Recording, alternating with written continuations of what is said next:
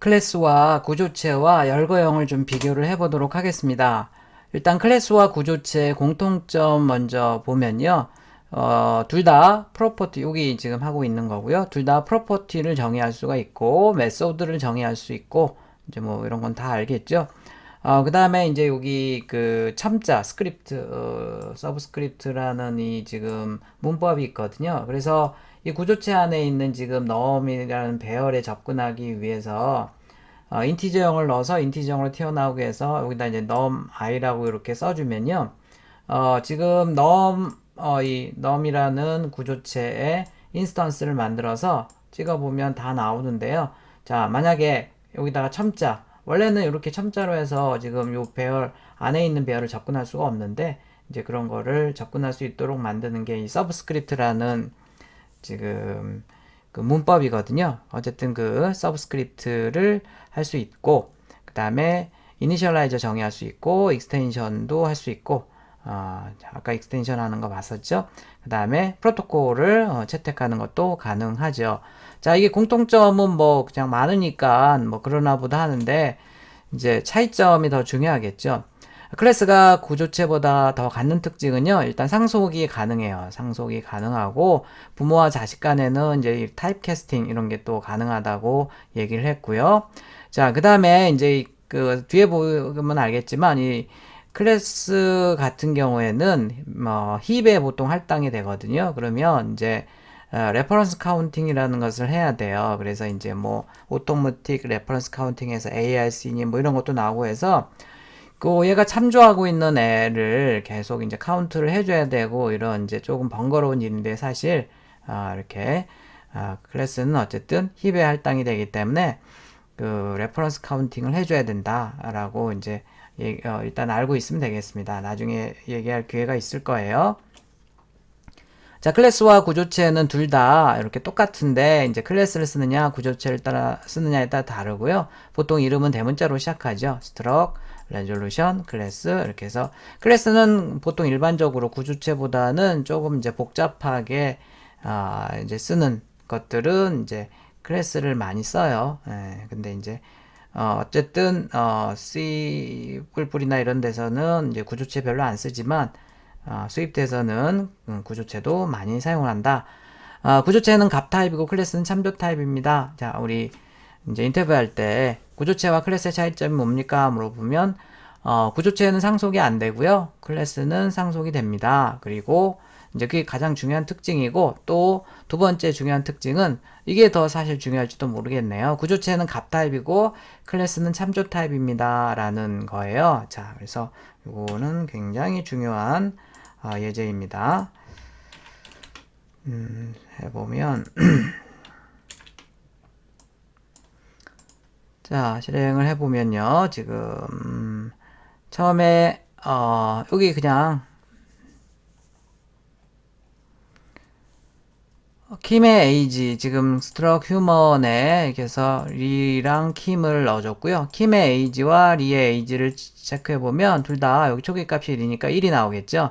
자, 리의 에이지를 20으로 바꾸고 킴과 리의 에이지를 찍어보면 당연히 이제 리의 에이지만 20이고 킴은 여전히 1이겠죠. 자, 이번에는 이제 킴의 에이지를 30으로 주고 찍어보면 이제 킴의 에이지는 30이 나오고 리의 에이지는 아까 20이었으니까 20이 나오겠죠. 그래서 킴의 에이지와 리의 에이지는 별개죠, 별개. 이제 초기 값만 딱 이제 이렇게 해줬기 때문에 처음에만 복사가 된 거지. 그 다음부터는 킴과 리는 다르게 가는 거죠. 마치 우리가 인티저형도 이제 구조체라고 그랬잖아요. 얘도 지금 구조체고 얘는 사용자정의 구조체고 얘는 이제 스위프트에서 iOS에서 만들어 놓은 표준 구조체인데 얘도 마찬가지입니다. 지금 1을 초기화를 해줬고 y를 여기다가 넣어주게 되면 지금 x의 현재 값인 1이 들어가는 거지 x 변수가 들어가는 건 아니에요. 그래서 지금 찍어보면 11이 나오고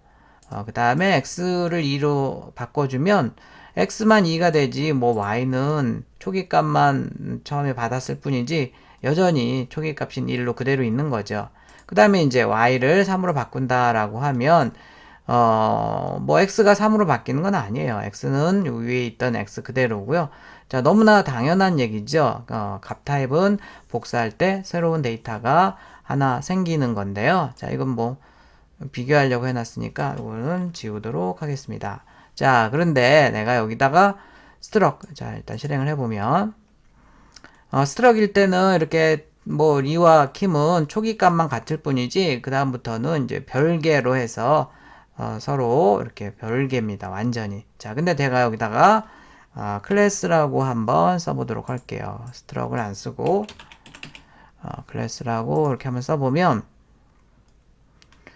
굉장히 이상한 일이 일어났어요. 자, 지금 이제 초기 값이 둘 다 11인 건 맞아요. 그런데 리의 에이지를 20으로 바꿔놨는데요. 그럼 당연히 리의 에이지는 20이 나와야 되는데 킴의 에이지는 바꾼 적이 없는데 이렇게 22로 바뀌어버려요.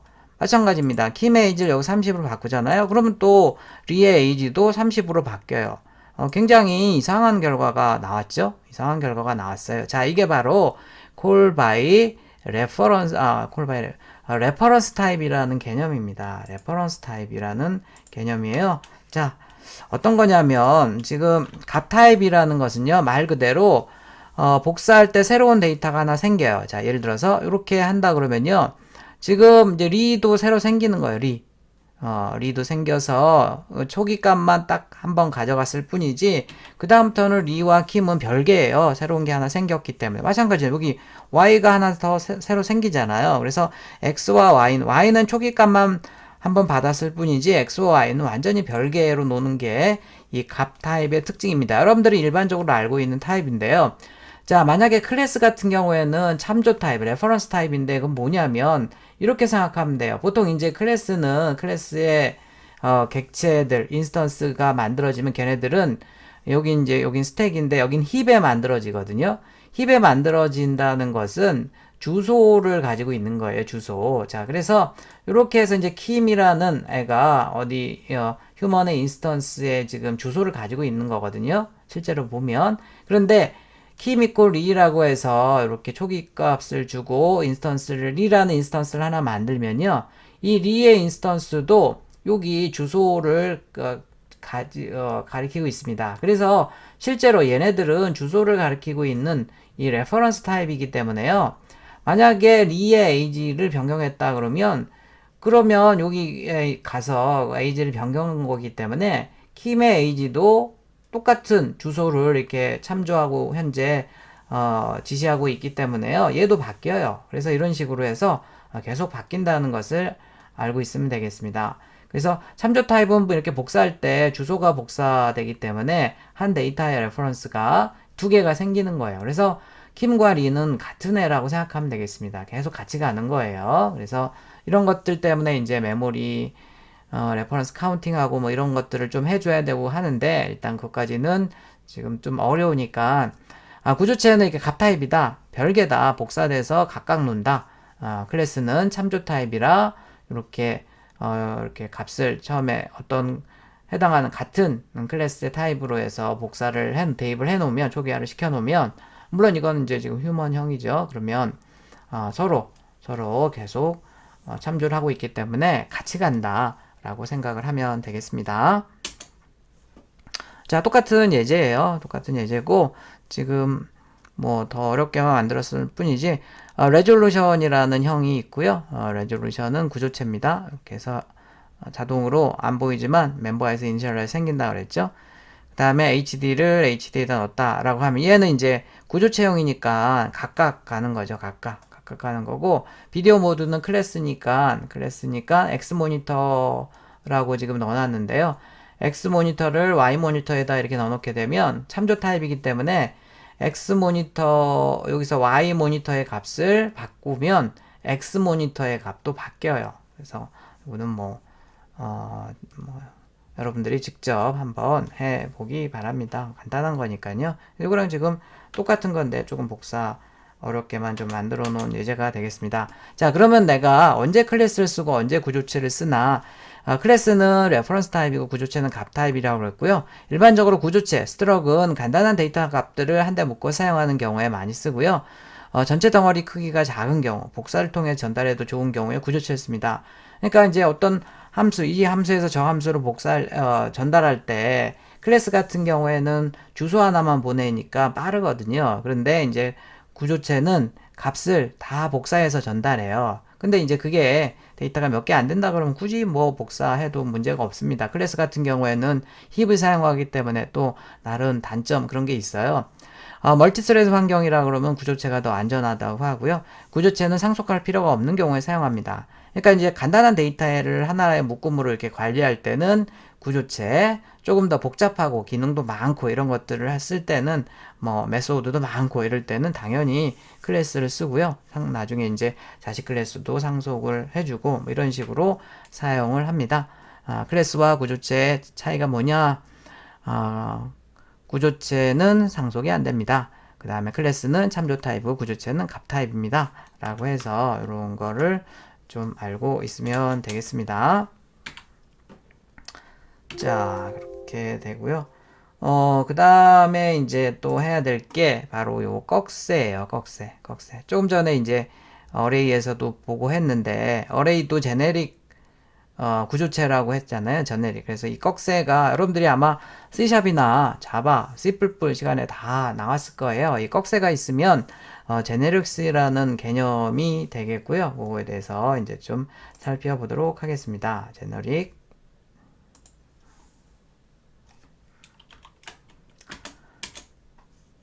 자, 우리 일반적으로 제너릭스라는 개념은요. 여기 지금 보면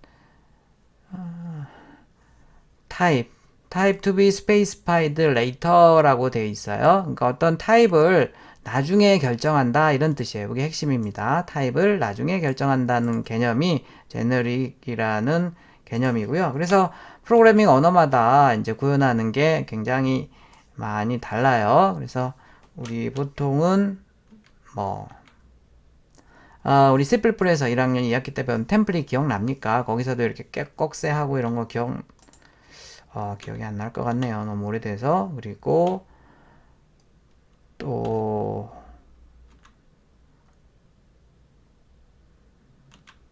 뭐 이제 자바나 이런 데서도 제너릭스가 있고요. C샵에서도 제너릭스가 있습니다. 일반적으로 이렇게 꺽쇠가 오면 이렇게 이제 제너릭스라고 생각을 하면 되겠고요. 자, 한번 살펴보도록 하겠습니다.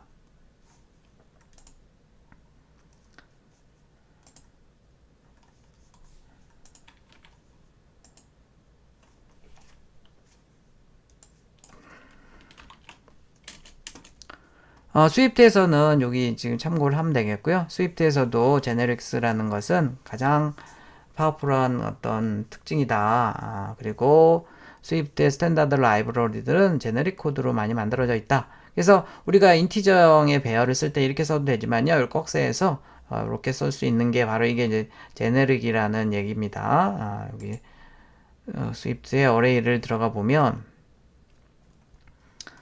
스트럭처인데요. 이렇게 되어 있는 게 이제 제너릭 스트럭처예요. 제너릭 스트럭처다. 자, 그 다음에 이제 이렇게 셋, 이것도 이제 컬렉션 타입, 어레이도 컬렉션 타입이고요. 컬렉션, 이고, 예, 셋도 이제 컬렉션, 여러 개를 하나로 묶음으로 관리하는 게 셋, 이건 뭐 집합 이런 거거든요. UI 터치라고 돼 있는, 여기도 이제 꺽쇠가 있습니다. 이렇게 해서 얘도 지금 제너릭이고요. 아까 봤던 이 꺽쇠, 우리 디코드라는 이 메소드의 꺽쇠도 이게 제네릭이에요. 그래서 반드시 여러분들이 이제 제네릭을 알아야지 이런 메소드를 여러분들 이해를 할 수가 있습니다. 자, 이 소스를 지금 잠깐 해보도록 할까요?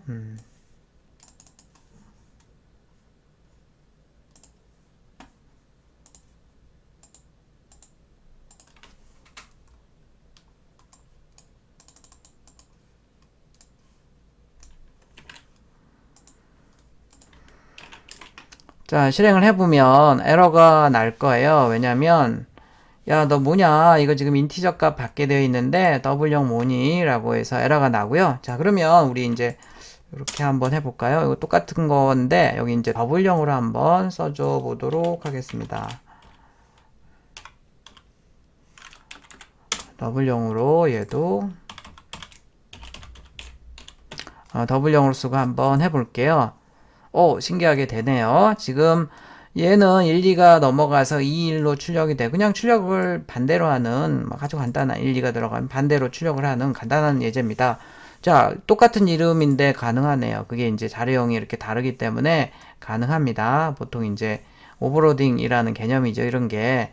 자, 일단 이런 거가 가능하긴 하지만 그러면 그러지 말고 우리가 이제 제너릭이라는 개념을 이용하면 얘를 이렇게 바꿀 수가 있습니다. 얘를 보면 인티저, 더블, 더블이네요. 그래서 여기 이 자리에 우리가 자료형을 결정을 하지 말자고요. 자료형을 템플릿의 약자로 보통 이제 결정되지 않은 자료형은 T라고 쓰고요. 결정되지 않은 자료형이 있다는 의미로 여기다가 꺽쇠를 써주면 되겠습니다. 자, 그리고 얘를 이제 잠깐 지워볼게요. 자, 똑같이 되네요. 하나 가지고 되네요. 자, 사실 이게 우리 C++이나 이런 시간에도 배웠지만 이렇게 인티저로 들어가면 t가 다 인티저로 바뀌고요. 더블이 들어가면 다 더블로 바뀌고 그래요. 자, 그러면 여기다가 뭐 다른 이렇게 이런 거 한번 써볼까요? 지금은 이제 스트링이 들어갔는데 이런 것도 가능해요. 스트링으로 또 찍어냅니다.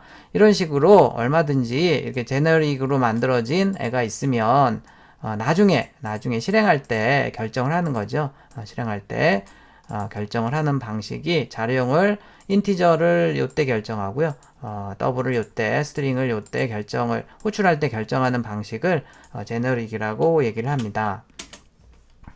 자, 우리가 그러면 이 소스를 지금 기능은 같고 맥의 변수형만 다른 함수가 있는데 얘를 지금 이 수압 인티저란 함수는 보면요. 인아웃 맥의 변수라고 기억납니까? 인아웃. 이렇게 주소를 넘겨서 할 때는 여기 자료형 앞에다 인아웃이라고 써주고요. 이렇게 A, B를 받아서 A와 B를 교환을 합니다. 어떤 함수에서 이렇게 주소로 넘겨서 인아웃 맥의 변수를 받아서 바꾸면요. 원래 값이 바뀌어요. 그게 이제 인아웃. 우리 C 언어에서 콜바이 어드레스, 콜바이 레퍼런스 할 때 그렇게 하잖아요. 그래서 여기 원래 10, 20이었는데 20, 10이 나와요. 이 함수 호출하고 나면 그때 이제 인아웃. 우리 C++이나 C 언어에서는 이렇게 이제 여기 주소를 하고 포인터로 받아서 포인터 연산을 하는데 스위프트에서는 인아웃만 여기 써주면 됩니다. 그 다음에 이제 외부 맥의 변수를 생략했기 때문에 여기 지금 수압 인티저 함수를 호출할 때 여기 다른 거 이렇게 없이 A 콜론 이런 거 없이 한 겁니다. 여기 생략이 되어 있기 때문에. 자, 수압 더블 같은 경우에는 똑같은데 인티저 여기 더블이고 더블형으로 해서 또 두 개를 교환합니다. 스트링 같은 경우에도 똑같은데 지금 다 똑같은데 두 개를 교환해서 이렇게 합니다. 자, 이렇게 하게 되면 굉장히 비효율적이죠. 똑같은 알고리즘인데 무려 자, 소스를 좀 보면 실행을 해보면요. 자, 지금 이제 10, 20이 들어가서 20, 10이 나왔고요. 그 다음에 이렇게 들어가서 반대 이렇게 교환을 하는 건데 지금 보면 우리가 똑같은 요 기능은 지금 똑같잖아. 이 안에 있는 소스를 기능은 똑같고 알고리즘은 똑같은데 자료형만 다른 거죠. 인티저 그 다음에 여기 더블 여기 스트링 그것만 다른 거죠. 자, 그래서 이거를 우리가 맥의 변수가 기능이 같고 맥의 변수형만 다른 함수이기 때문에 얘를 이제 제너릭으로 해서 일반화된 함수로 만들 수 있습니다. 자, 하나를 가지고 만들어 보도록 할게요. 자, 수압이라고 하면 안 돼요. 이 수압이라는 애는 이미 스위프트에서 있는 표준 함수이기 때문에 여기다가 수압 n이라고 할게요. 그 다음에 이제 꺽쇠로 t라는 형이 있다. 그 다음에 요게 인티저가 아니고 너 t형이야. 너도 t형이야 라고 이렇게 지정을 하고요. 자, 그 다음에 이제 얘는 필요 없고요. 얘도 필요가 없습니다. 자, 그리고 이제 수압 수압 인티저가 아니고 n이로 해서 호출을 하고 얘도 수압 n이로 호출하고 얘도 수압 n이로 호출을 한번 해보도록 하겠습니다. 자, 그러면 이거 하나 가지고 다 찍어내야 될 텐데 잘 되는지 보겠습니다. 되네요. 자, 그래서 아까는 3개의 함수가 필요했지만 이렇게 알고리즘은 똑같은데 굳이 자료형만 다른 함수 3개를 만들 필요가 없는 거예요. 이렇게 결정되지 않은 자료형을 t라고 놓고 아무거나 써도 돼요. 근데 일반적으로 템플릿의 약자로 t를 쓴다 그랬죠. 그 다음에 결정되지 않은 자료형이 있습니다 라는 뜻으로 이렇게 쓴 다음에 해주게 되면 실제로 이제 인티저가 넘어갈 때는 이 t가 인티저로 바뀌고요. 그 다음에 여기 더블이 들어가면 더블로 바뀌고 이렇게 해서 스트링이 들어가면 스트링으로 바뀌고 해서 3개가 만들어져요. 이 사실은 내부적으로. 그런데 우리가 굳이 소스에서는 그렇게 중복해서 쓸 필요가 없다는 겁니다. 이렇게 해서 기능이 같고 매개 분석만 다른 함수는 이렇게 3개를 하나로 만들 수가 있다. t가 이제 타입 이름이 되겠습니다. 여기 지금 수압이라는 표준 수입돼서 이미 있는 함수가 있어서 제가 여기 수압 n이라는 이름의 함수로 만들어서 얘기를 했습니다. 이런 게 이제 제너릭 함수로 지금 구현을 한 거고요. 자, 이제 함수만 구현할 수 있느냐. 구조체나 뭐 클래스 안에도 결정되지 않은 자료형을 쓸 수가 있습니다. 그래서 지금 보면 구조체 인스택이라고 해서 자, 요게 지금 빈 배열인데요. 빈 배열을 잠깐 여기 우리가 이제 이런 거는 그냥 일반적인 배열이잖아요. 일반적인 배열인데, 배열에 이렇게 인티저형으로 이렇게 4개가 있다. 라고 하면 이렇게 꺽쇠로 해서 하는데, 이렇게 써도 되고요. 어레이가 지금 제너릭 구조체이기 때문에, 요렇게 꺽쇠로 해서 써도 돼요. 이렇게. 요거랑 똑같은 건데, 일반적으로는 이제 이렇게 쓰죠. 그 다음에 생략해도 돼요. 여기 얘가 인티저 배열인 거 알기 때문에, 그 다음에 W형일 때는 여기다 W형이라고 쓰고, 물론 생략해도 됩니다. 그런데, 빈 배열이라는 게 있어요. 이렇게 어떤 값이 있는 거가 아니고 빈 배열 같은 경우에는 이렇게 자료형이 있고 이렇게 대괄호만 해주거나 아니면 더 제일 많이 쓰는 게 이런 형식이에요. 이렇게 쓰게 되면 빈 배열이 처음에 아무것도 없다는 거예요. 아무것도 없는 그런 배열이 빈 배열인데요. 이런 빈 배열의 경우에는 자, 빈 배열은 근데 처음에 이제 그래서 빈 배열은 3가지 방법으로 만들 수 있는데 찍어보면 아무것도 안 나와요. 이렇게 비어 있다는 겁니다. 배열을. 그래서 배열에다가 빈 배열에다 값을 추가할 때는 이제 append라는 것을 이렇게 쓰거든요. 빈 배열에다가 값을 추가할 때는 자 지금 o드라는 게 빈 배열이죠. 거기에다가 추가할 때는 append라고 해서 이렇게 쓰는데 그것만 알고서 다시 일로 넘어오도록 하겠습니다. 자, 우리가 이제 구조체 인스택, 인티저 스택이라는 애를 지금 만들었는데 걔는 이렇게 빈 배열, 인티저형으로 빈 배열이 있고 걔를 프로퍼티로 아이템스라고 해놨습니다. 자, 그 다음에 푸시와 팝이라는 이 동작이 메소드가 있는데 이 푸시는 인티저형으로 뭘 받아서 아까 어펜드는 빈 배열에다 값을 넣는 거라 그랬죠. 이 아이템을 넣어주고요. 그 다음에 이제 팝이라는 애는 여기 아이템스이라는 이 배열에서 아까 remove last 하게 되면 배열 방에 있는 내용 중에 제일 마지막에 들어가는 애가 튀어나오게 하는 그런 메소드거든요. 걔가 이제 return이 인티저형으로 되는 푸시와 팝, 우리 스택에는 푸시와 팝 동작이 있잖아요. 그걸 이제 간단하게 이렇게 수입해서 이제 인티저를 가지고 놀 수 있는 스택을 만들 수가 있는데 거기서 근데 이제 여기 mutating이라는 거는 왜 쓰는 거냐면요. 이 구조체는 아까 얘기한 것처럼 value 타입을 해서 이 메소드 안에서 property 값을 변경을 할 수가 없습니다. 그런데 지금 이 items라는 이 배열을 여기 계속 여기 지금 값을 추가도 하고 값을 삭제도 하고 마지막에 있는 애를 삭제도 하고 막 이렇게 떼버리고 이렇게 하고 있거든요. 그래서 마지막에 있는 그 것들을 삭제하는 거예요. 얘는 계속 값을 넣어주고. 그래서 이 구조체에서는 이 아이템스라는 이 프로퍼티, 자기 안에 있는 프로퍼티의 값이 변경을 못 하는데 그걸 할 수 있게 하려면 앞에다가 이제 이렇게 mutating이라는 키워드를 쓰면 됩니다. 이제 여기서는 이제 이 mutating 안 쓰면 여기서 에러 나요. 야, 구조체인데 너 이 값을 왜 변경해? 라고 하는 거라서 그걸 하기 위해서 mutating을 쓴 거고요. 자, 어쨌든 여기 integer stack이라는 애로 인스턴스 객체를 하나 만들었습니다. stack of integer라고 해서 걔 이제 items라는 애를 처음에 출력을 해보면 빈 배열이니까 아무것도 없어요. 그러다가 이제 푸시를 하게 되면 값을 넣는 거라 그랬죠. 빈별에 1을 넣었어요. 인티저 값. 그래서 이제 다시 한번 이 배열을 값을 찍어보면 이제 1이 들어갔네요. 2를 넣으면 그 뒤에 2가 차례대로 들어가요. 3을 넣으면 그 뒤에 3이 들어가고.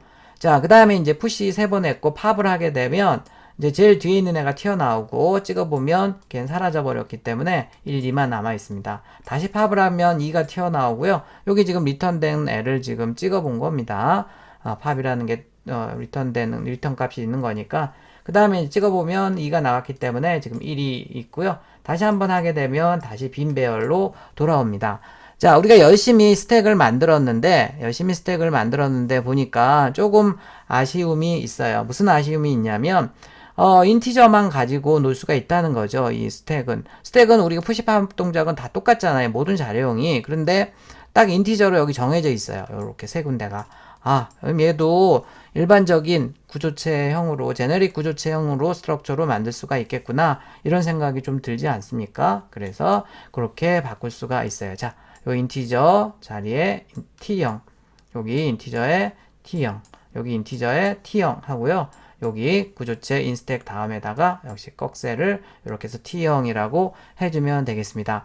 자, 이렇게 하게 되면요. 이제 어떤 장점이 있냐면, 이제 가지고 놀 때 아까와 달리 이렇게 이 스택이라는 애는 자료형이 결정이 돼야지 인스턴스를 만들 수 있거든요. 그래서 여기 C++랑 거의 비슷하네요. 그래서 일단 여기 T형으로 들어갈 자료형을 먼저 정해줘야 돼요.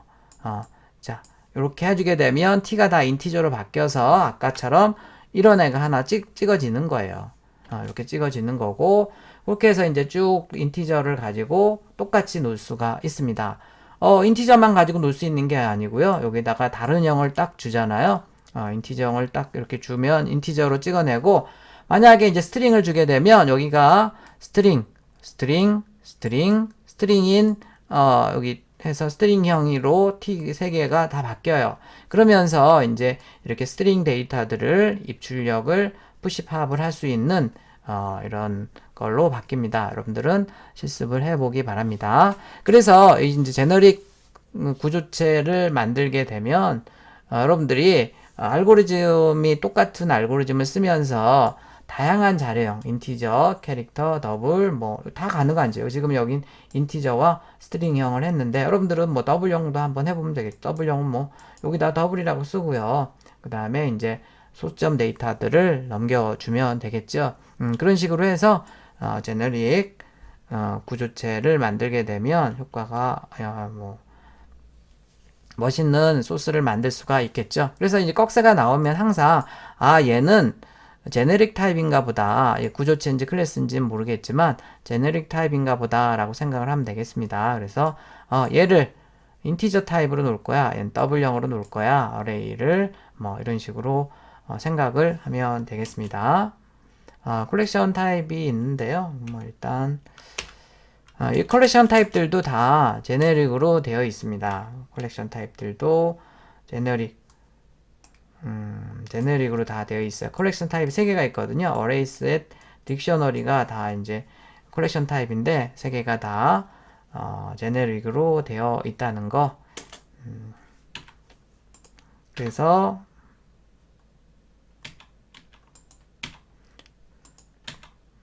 시간 관계상 어레이는 다 하지는 못할 것 같은데요.